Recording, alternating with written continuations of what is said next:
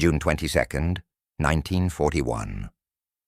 Dawn broke over the fields outside Brest-Litovsk, and the sky glowed orange from the rising sun, or perhaps from the burning fuel depots already hit by the Luftwaffe. German soldiers of Heinz Guderian's 2nd Panzer Group stood beside their Panzer III tanks, wiping oil from their hands and grinning as they prepared to roll into the Soviet Union.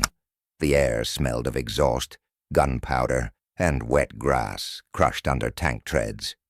The mood was triumphant. The men had just stormed through France barely a year ago, and they expected the same here. Soviet tanks? They'd seen photos of the old T-26 and BT series machines, thin armor, riveted plates, guns that couldn't penetrate German steel.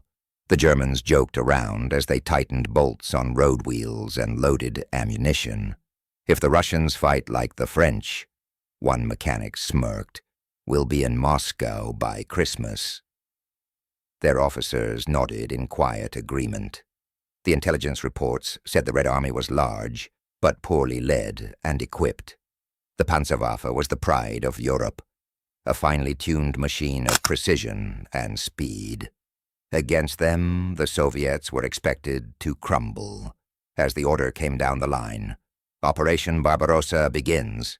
The ground shook. Columns of Panzer IIIs and IVs surged forward, engines roaring like Biasts unleashed. The invasion had begun. 3 million Axis soldiers, 3,000 tanks, 2,700 aircraft, all flooding eastward toward the vast unknown. The first few days only confirmed their arrogance. German armored columns smashed through frontier defenses, encircling Soviet divisions in Białystok and Minsk. Roads were littered with burning wrecks of obsolete Soviet tanks. They don't even have radios, one panzer commander scoffed, watching Red Army crews abandon their vehicles in chaos. But then, something strange began to happen. Reports filtered in over crackling radios. A panzer battalion had encountered a new type of Soviet tank, one their shells couldn't penetrate. At first, no one believed it.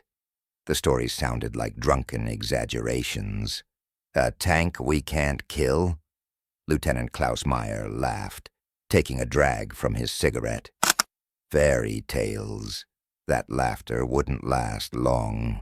2 days later, Meyer's unit rolled across a stretch of farmland east of Dubno, Ukraine. They'd been ordered to intercept a Soviet armored column that was trying to retreat. The air shimmered with heat. Dust rose behind the tanks as they advanced. Then, on the horizon, dark silhouettes appeared. At first they looked like T-7s, the fast, light Soviet tanks the Germans were used to. But as the shapes drew closer, their outlines were different. Lower, broader, more menacing. The sun caught on their sloped armor, giving them a dull, metallic sheen. "What the hell is that?" Meyer muttered through his periscope. The lead German tank fired. A 50-millimeter shell screamed across the field and slammed into the side of the nearest Soviet tank, and bounced off. Not deflected, not glanced. It simply ricocheted, sparking like a hammer striking an anvil. The Soviet tank turned its turret on slowly, almost lazily, like a predator acknowledging prey. Then came the roar of its 76.2-millimeter gun. The shell hit Meyer's lead tank square in the hull. A fireball erupted, sending the turret spinning off like a toy. "It's unstoppable," someone shouted over the radio. "Our rounds are useless," another cried. Panic rippled through the German formation as more of the strange Soviet machines rolled into view. Their wide tracks so plowed effortlessly through mud and soft ground that would have bogged down any panzer. The Germans tried to flank them, only to watch those same tanks pivot and fire in seconds. These were the new T-34s, and no one in the German army had been told they existed. Within minutes, Meyer's entire platoon was in retreat. The laughter, the arrogance, gone. The myth of German invincibility had been cracked open by the roar of Soviet steel, and as the survivors regrouped that night under a rain of artillery, one thought echoed through every mind. The night air was thick with smoke, and the distant rumble of artillery. What was once confident chatter among German troops had turned into uneasy silence. The Battle of Dubno, one of the largest tank clashes of the early war, was supposed to be another swift victory. Instead, it had turned into a nightmare. Corporal Erich Bauer, loader in a Panzer III, sat in the flickering light of a campfire, cleaning his weapon with trembling hands. He could still hear the sound of shells bouncing off Soviet armor, the echo of his own commander shouting orders that made no difference. "It's like shooting peas at a wall," Bauer muttered, staring into the flames. Nearby, the battalion commander pored over a hastily drawn map. Reports from across the front painted the same picture. A new Soviet tank, faster, tougher, deadlier. Their sloped armor, a revolutionary design, caused German shells to ricochet harmlessly. Even their tracks were wider, allowing them to glide over terrain that bogged down the German vehicles. The officers tried to stay composed, but word traveled fast through the ranks. The T-34. Some whispered, as if the name itself carried power. It wasn't just the T-34, either. Rumors spread of an even heavier beast, the KV-1, whose armor was so thick that even the 88mm flak guns struggled to pierce it. The next morning, German reconnaissance units spotted movement ahead. Another Soviet armored formation. The 2nd Panzer Division was ordered forward to engage. The Germans advanced cautiously this time, hugging cover, their engines growling through smoke and morning mist. In the distance, the silhouettes appeared again. T-34s. Their turrets gleamed dull gray against the horizon, moving in perfect coordination. "Fire!" shouted the company commander. Dozens of panzer cannons barked in unison. Explosions dotted the field. But as the dust cleared, the Soviets were still coming. The T-34s returned fire with devastating accuracy. German shells ricocheted like stones, skipping across water. Soviet rounds, on the other hand, punched through panzer armor with terrifying ease. "Hit! Hit! Still moving!" came the cries over the radio. "Flank them! Aim for the tracks!" But flanking was easier said than done. The T-34s were faster, up to 50 kilometers per hour on open ground, and their Christie suspension made them incredibly agile. Even the terrain itself seemed to favor them. Their wide treads churned through mud and wheat fields where German tanks got stuck. As the battle wore on, the Germans realized something chilling. These tanks weren't rare prototypes or lucky finds.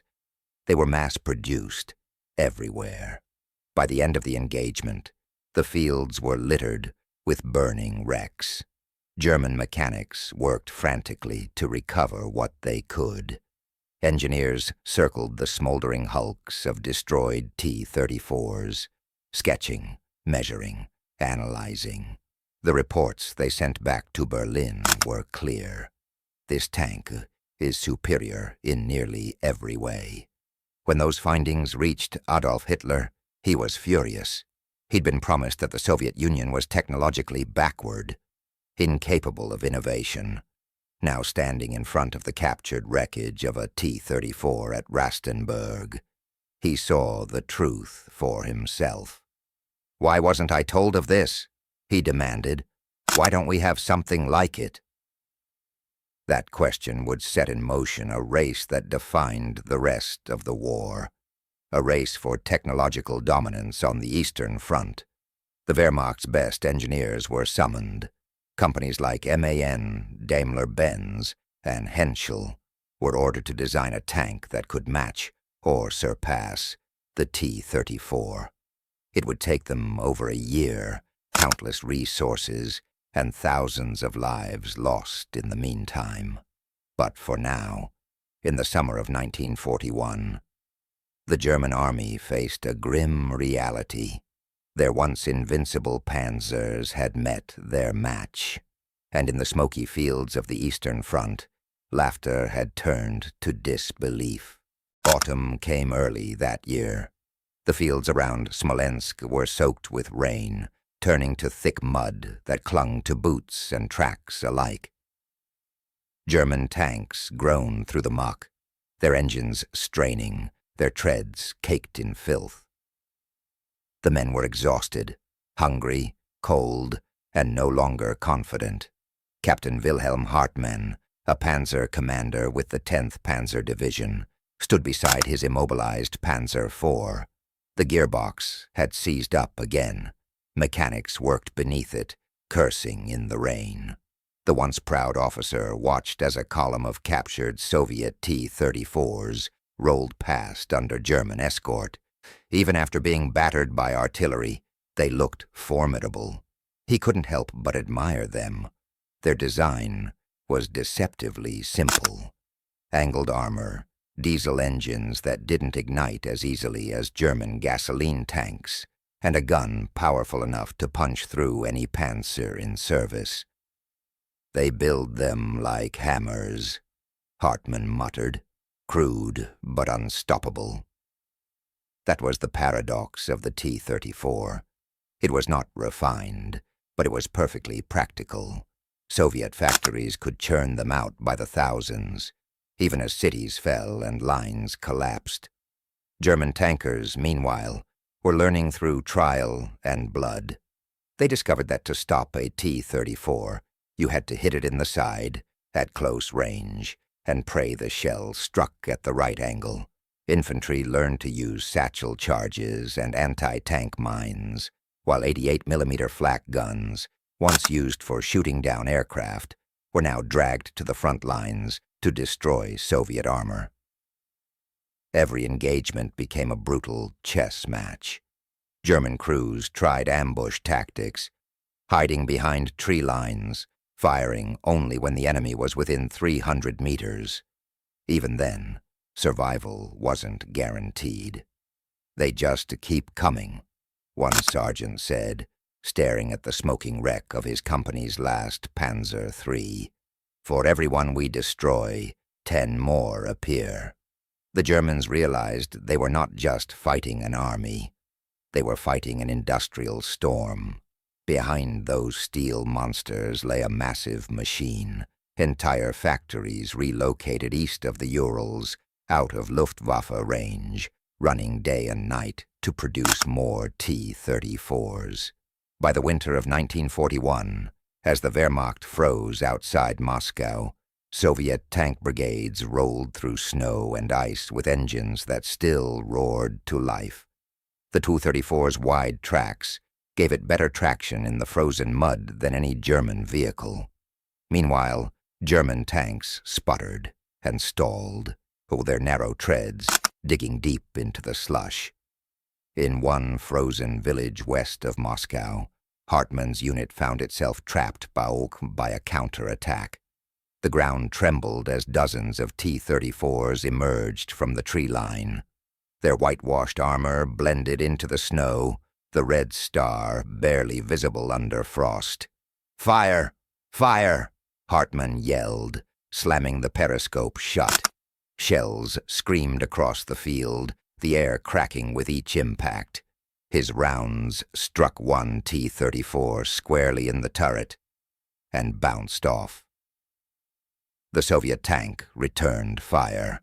The explosion threw him against the hatch, shattering his eardrums. When he opened his eyes, his gunner was gone, and the Panzer was on fire. He bailed out into the snow, gasping, the cold burning his lungs.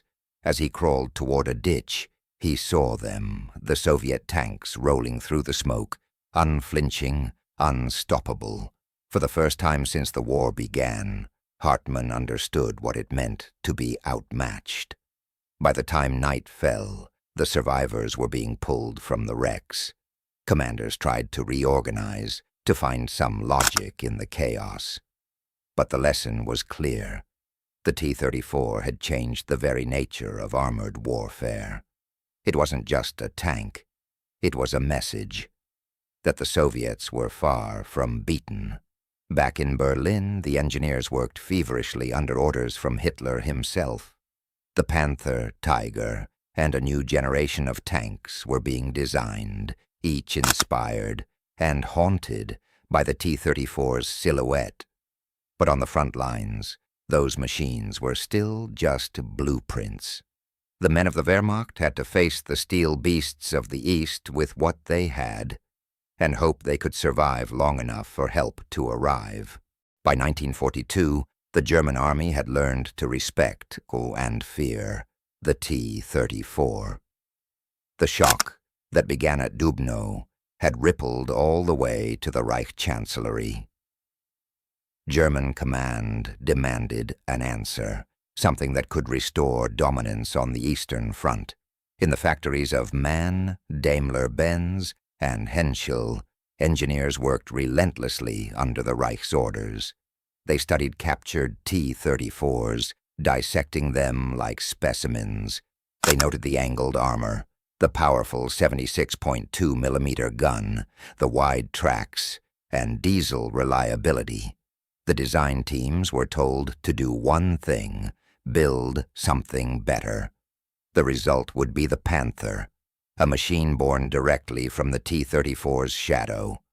But perfection took time. Too much time. While the Panther's blueprints took shape, the war in the East grew bloodier. The Red Army, once fractured and disorganized, now struck back with terrifying coordination. Soviet tank brigades surged forward, backed by artillery and waves of infantry. In Stalingrad, T-34s thundered through the ruins, turning the shattered city into a graveyard for panzers.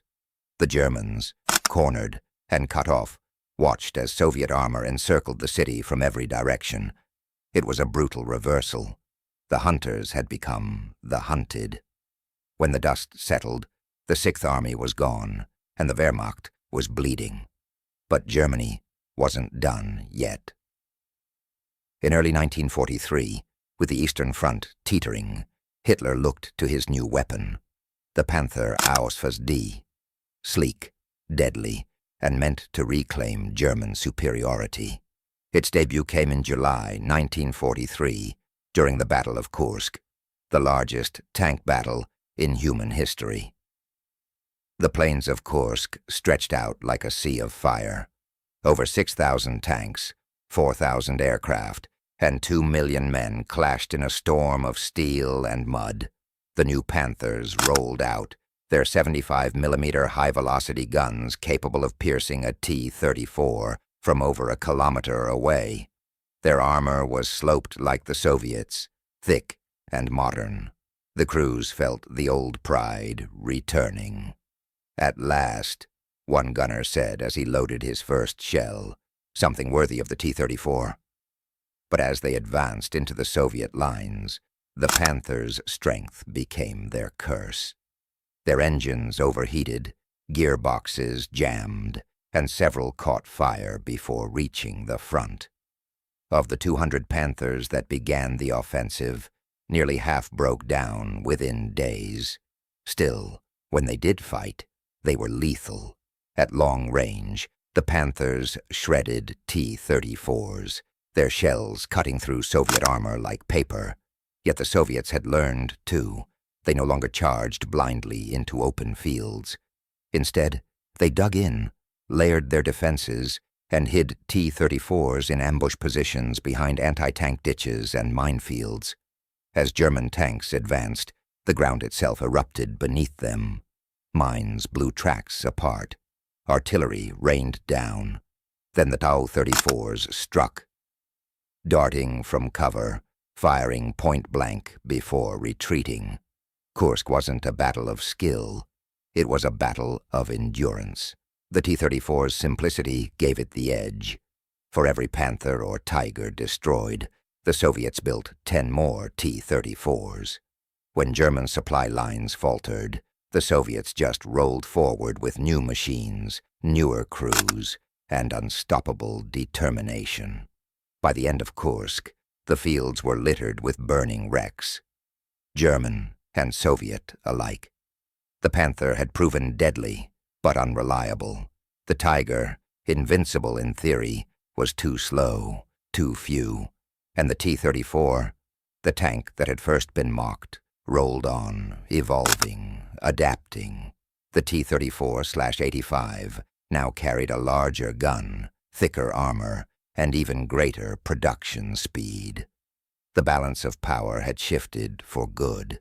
The war that began with laughter and arrogance had become a desperate fight for survival. As retreat orders came down the line, Captain Hartmann watched a formation of T-34s cross a ridge in the fading sunlight. Their turrets turned westward, toward the heart of Europe. "We laughed at them once," he said quietly. "Now they're laughing at us." The T-34 had not only beaten the German army, it had changed how wars would be fought forever. Steel had met steel, and the world would never be the same again.